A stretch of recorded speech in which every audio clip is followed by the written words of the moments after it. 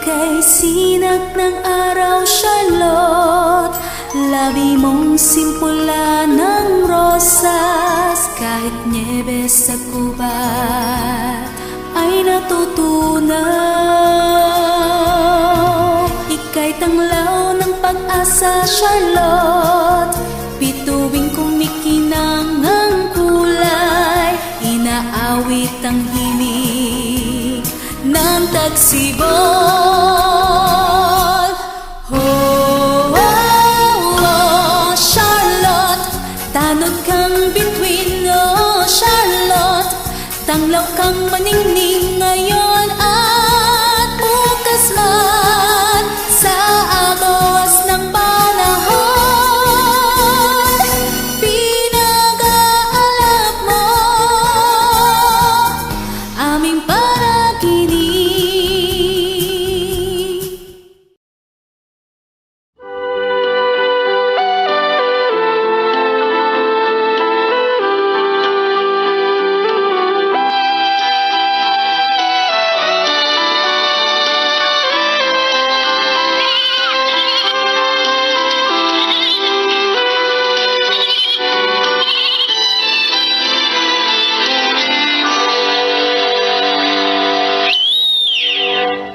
Ngayon, uuwi na tayo.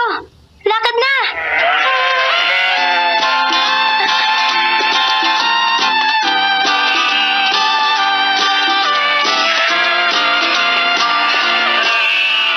Dire-diretso lang ang paglalakad, mga tuba. Walang alis sa pila.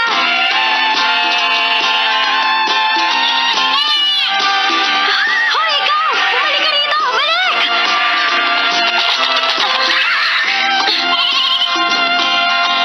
Ikaw talaga, Frock. Ang tigas ng ulo mo. Bakit hindi mo tularan ng mga kasama mong tupang masunurin? Masyado kang pasaway, Frock. Alam mo bang hindi ka pwede sa ranchong ito kung hindi ka susunod sa mga utos ko? Sige na, bumalik ka na sa pila ngayon na!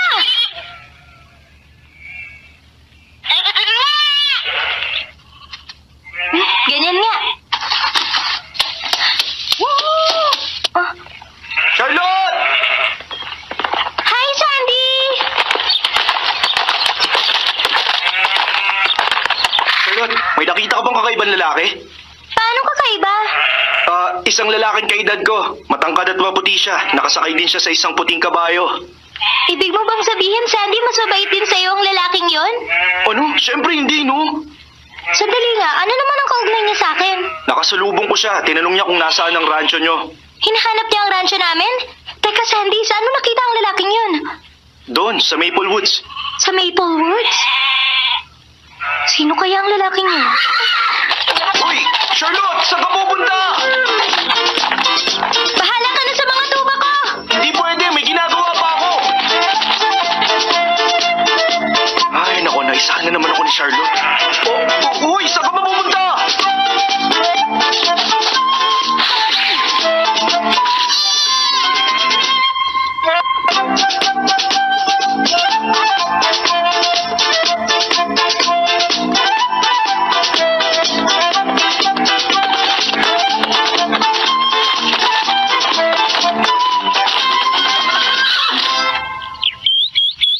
Nasaan na yun? Nandito lang yun kanina. Sammy, Ha? may nakita ba kayong lalaking sakay ng puting kabayo? Puting kabayo? Wala kaming nakikitang ganong lalaki. Sabi ni Sandy dito daw sa Maple Woods niya nakita. Siguro siyang nagnakaw. Ano naman ang ninakaw niya? Yung regalo ni Sammy ngayong birthday mo. Tumahimik ka, Jim. May regalo ka para sa akin, Sammy? Siguro hindi natin nakita ang regalo mo dahil ninakaw ng lalaking yon. Yun sana ang magiging pinakamagandang regalo ko sa'yo. Naiwan mo ba yun dito sa kakahuyan? Hindi, ibinaon ko sa lupa. Ibinaon mo sa lupa ang regalo mo sa akin? Oo, pag nakita kasi yun ng papa ko, papagalitan niya ako. Sammy, ano bang klaseng bagay ang ibinaon mo sa lupa? Kablam! Isang dinamita? Hindi, isang kwitis.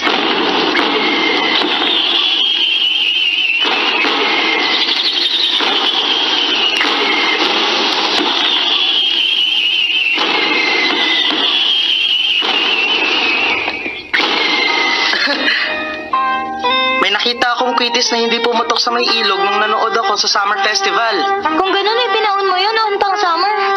Oo, itinago ko yun dahil ang plano ko ay paputukin yun sa mismong kaarawan mo. Sayang inakaw yun. Hanapin natin ang lalaking sakay na puting kabayo para mabawi natin ang quitis. Tama ka, sigurado ako siya ang nagnakaw nun. Sandali lang! Huwag niyo siyang pagbintangang magnanakaw kung wala kayong katibayan. Baka nakalimutan lang ni Sammy kung saan niya itinago ang quitis. Dito ko lang binaon ang quitis na yun, sigurado ko. Huwag kang ganyan. Ang squirrel nakakalimutan kung saan niya itinago ang pagkain niya. Oh, grabe ka naman, Charlotte, hindi naman ako squirrel.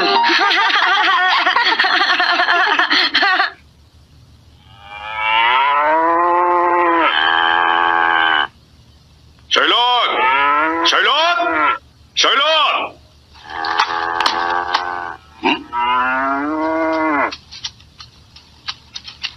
Ano, Frock? Lumabas ka na naman sa kural nyo, ha? Sige na, bumalik ka na. Uwi na.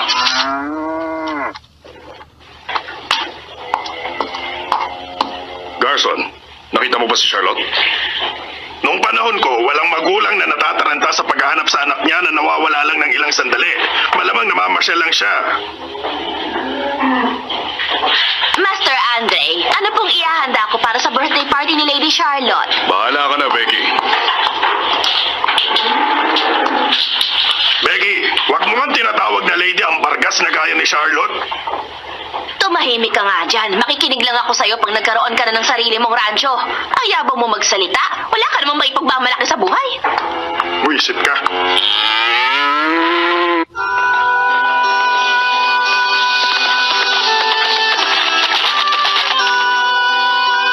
Nasaan na kaya yung lalaking sinasabi ni Sandy na nakasakay sa puting kabayo?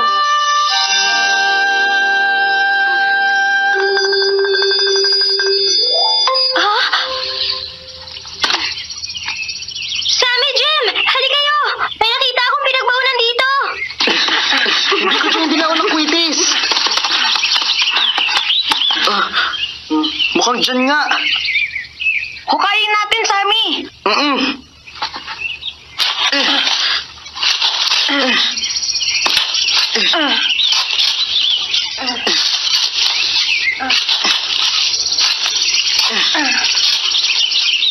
Ayun na nga! Oh? Ha! Tama si Charlotte, malilimutin ka rin katulad ng squirrel. Oh, tumahimik ka! Pero Sammy, kaya mo bang paputukin ng ganyan kalaking quitis? Oo, kaya ko. Pinanood ko yatang mabuti sa Summer Festival kung paano sisindihan ang quitis. Maalala mo kaya? Kevin!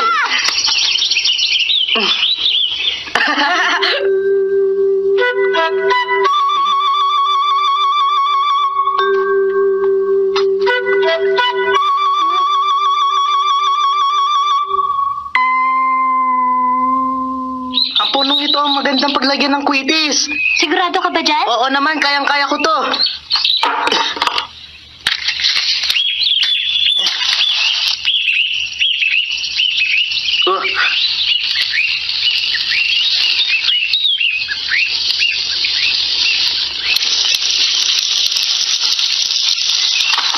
Magtago kayo! Bilis! Bilis!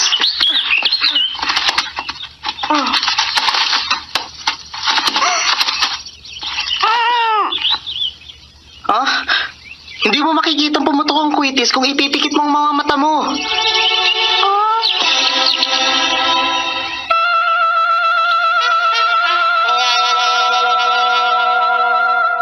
Naku, basta siguro.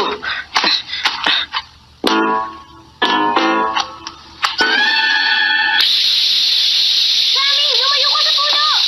Dapa, Charlotte, dapa!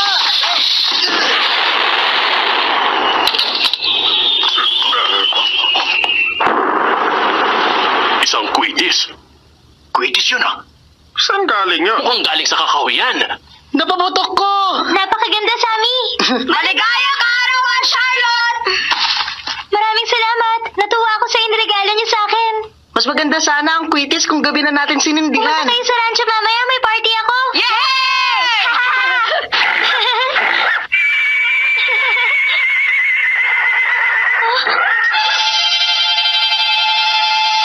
Sammy, may nasusunog! Natalsikan siguro nung pumutok ang quitis. Sammy! Delikado, baka masunog ang buong kagubatan. Sammy, kukuha ako ng tubig! Wala ng oras. Sabuyin na natin ang lupa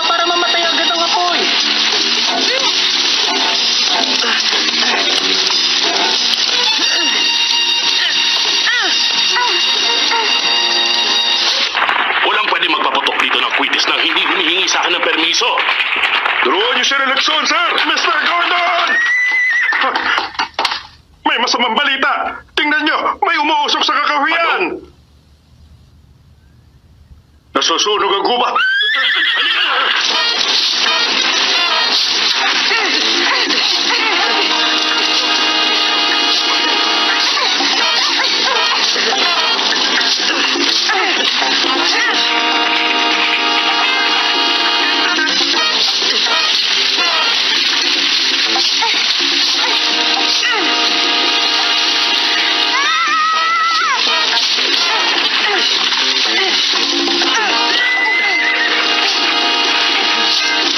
Sally!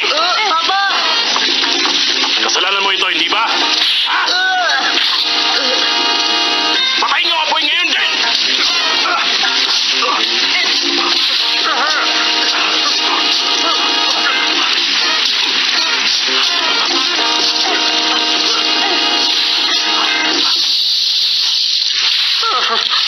Halika nga! Susunugin mo ba ang buong village? Siraulo ka! Huwag niyo po siyang saktan! Ako po ang may kasalanan!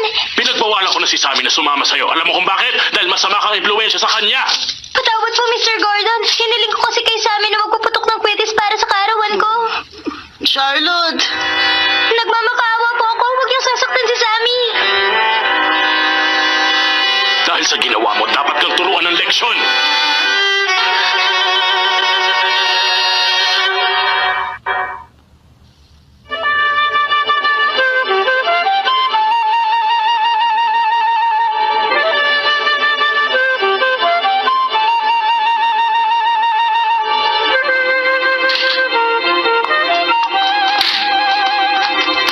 Huwag na muna tayong pumunta sa malaking bahay ngayong gabi, Garson.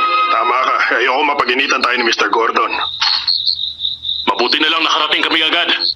Kung nagkataong malakas ang hangin, baka tuluyan ang natupok ang buong kagubatan. Pasensya na pero hindi ako naniniwala na hiniling ng anak ko kay Sammy na paputukin ng kwitis.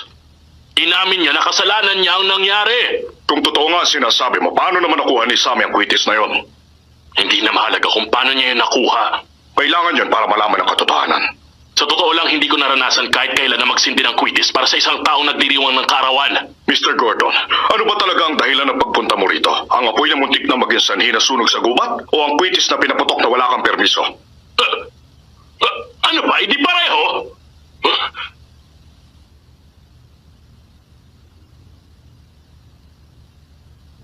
Kung inaakala mo na hahayaan kita mag-party para sa karawan ng anak mong pasaway, nagkakamali ka, hindi ako papayag. Mr. Gordon naman. Sasabihan ko ang anak ko at ang mga bata na inimbitahan ni Charlotte na hindi na matutuloy ang party niya.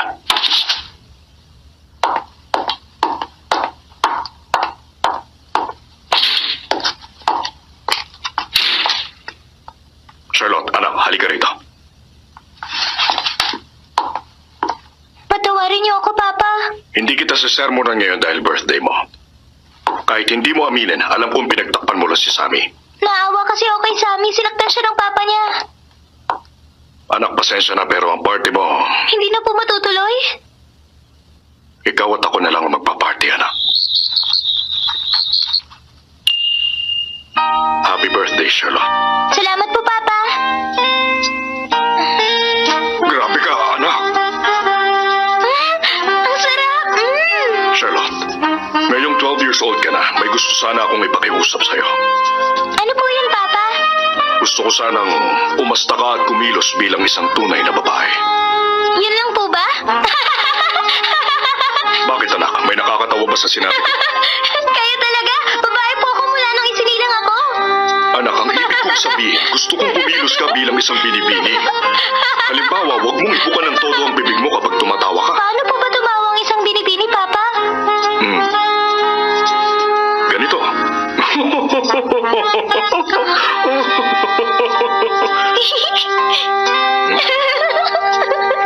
Hindi lang ang tamang pagtawa ang dapat mong matutunan, Charlotte. Nako, munti ko na makalimutan. May regalo nga pala ako sa'yo.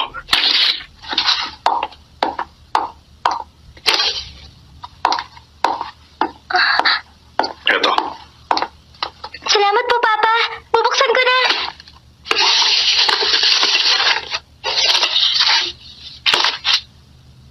Wow! Ang ganda po, Papa! sukat mo. Opo! Maraming salamat sa bisitang to, Papa!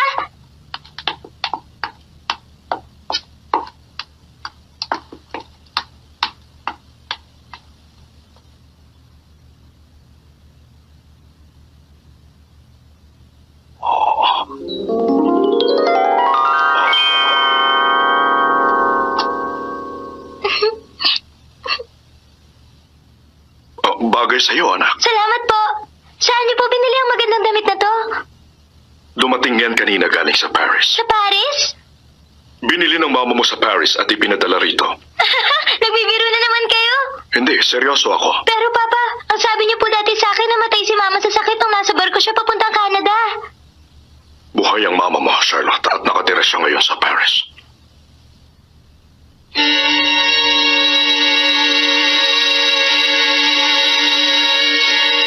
Hindi, nagbibiro lang kayo, Papa. Hindi yan totoo. Totoo ang sinasabi ko, anak. Hindi ako nagbibiro. Kanina ko lang nalaman ang tungkol sa kanya. Nakasalubong ko siya. Tinanong niya kung nasaan ang rancho niyo. Hindi ako sigurado, pero yun bang lalaking sakay ng puting kabayo ang nagdala ng damit na to, Papa? Siya ang mensahero ng mama mo. Ang sabi niya sakay ng barko ang mama mo at nagbabiyahe sa Atlantic Ocean. Pupunta po siya rito? Oo, anak. Mabubuo na rin ang pamilya natin. Ayoko siyang makita, Papa! Charlotte, anak, huwag kang ganyan. Siya ang tunay mong ina. Kung talagang siya ang tunay kong ina, bakit hindi ko siya kasama? Bakit niya ako iniwan nung sanggol pa lang ako? Bakit kayo ang nagpalaki sa akin? Ayoko sa kanya, Papa! Ayoko sa kanya! Charlotte!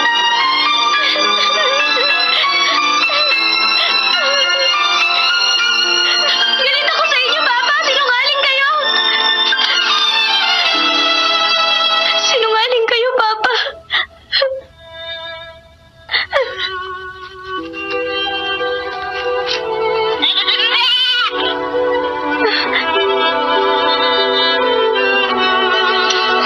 Frog, kahit ikaw magugulat kapag may isang babaeng hindi mo kilalang lumapit sa'yo at sinabing siya ang iyong ina, hindi ba? Hindi mo rin alam ang gagawin mo, di ba? Maguguluhan ka rin. Kaya mo ba siyang tawaging mama kahit hindi mo siya kilala?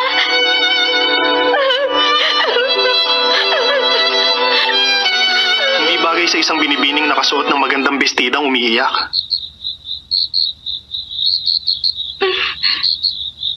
Ikaw ang nagdala ng damit na ito sa bahay namin, hindi ba? Kung ganon, kilala mo ang mama ko, tama ba?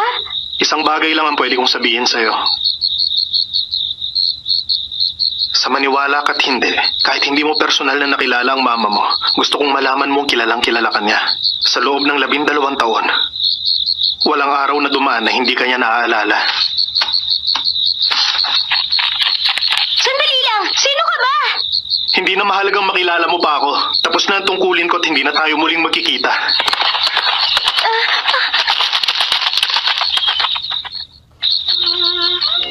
Charlotte, ang lalaking yun ay isang knight na tagapaghatid ng kasiyahan. Pinagkatiwalaan siya ng mama mo para tuparin ang tungkuling hanapin tayo. Bakit hindi na lang si mama ang pumunta? Hindi ba niya alam kung nasan tayo? Hindi pinaalam sa kanya. Panahon na para malaman mo ang tunay kong pagkatao. Galing ako sa isang marangal at marangyang pamilya sa France. Ano pong marangyang pamilya? Isang mayamang pamilya ang kayang mabuhay ng masagana kahit hindi magtrabaho o maghanap buhay. Ganon kayo kayaman?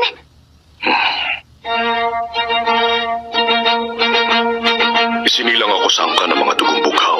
Wala kaming ginawa kundi tumalos sa iba-ibang party para sa mga kauri namin. Puro kasayahan na walang katuturan tulad ng mga nababasa mo sa mga fairy tale. Kinasusok naman ko ang ganong buhay.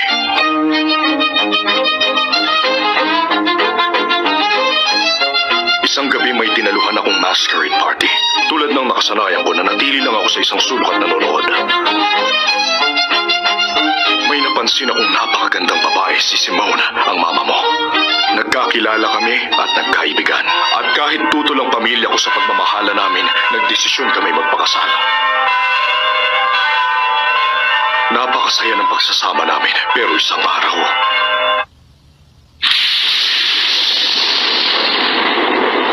aminin niyo ang totoo. Kayo ang may kagagawa ng pagkawala ni Simone, hindi ba? Wala akong alam dyan. Sabihin niyo, Papa, saan niyo tinago ang asawa ko? Hindi na babagay ang babaeng yun sa pamilya Montburn kaya mabuti pang kalimutan mo na siya.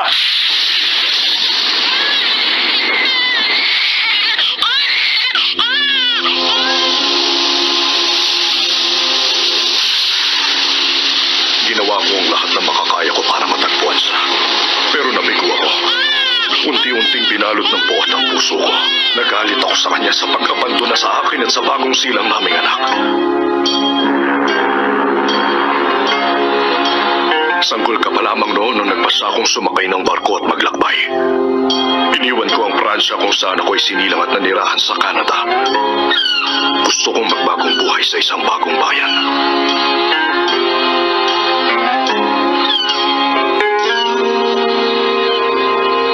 Sa tagal ng panahon na nagdaan, ngayon ko lang nalaman na nagkamali pala ako. Papa, ano po bang tunay na dahilan ng pagkawala ni Mama? Ang mama mo ay mula sa pamilya ng mga mananahi ng mga damit na mga mayayamang angkan. Nalaman ko kamakailan na tinakot siya ng papa ko na hindi na sila kukunin pang balik kung hindi niya ako lalayuan ng tuluyan. Kaya ba bigla niya tayong iniwan? Charlotte, may 20 taong namamasukan sa panahian ng ama niya. Lahat sila may kanya-kanyang pamilya. Yung iba ang babata pa ng mga anak.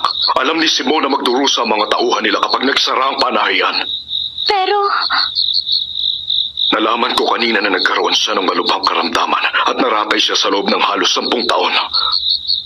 Nalaman ko rin na pinapahanap niya tayo kahit na noong mga panahon na meron siyang sakit. At ngayon nga natagpuan niya na tayo. bakit parang natatakot ako, Papa? Natatakot ka na makita ang mama mo?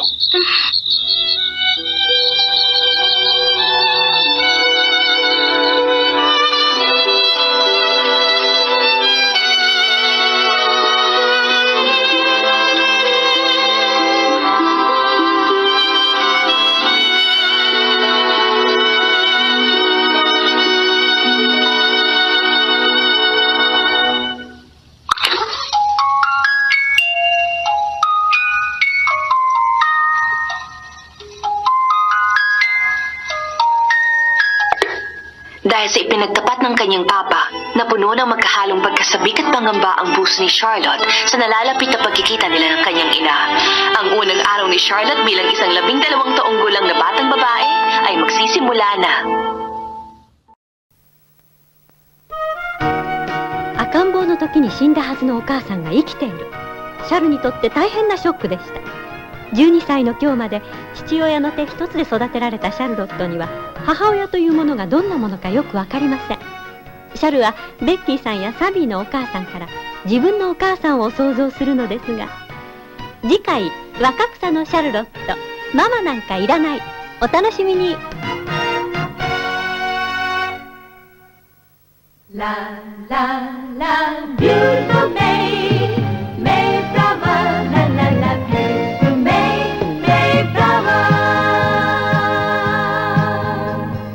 ー。5月が素敵なのは桟橋が咲くからメイフラワー。白い花を髪にかざせば私たち町春の女神よ。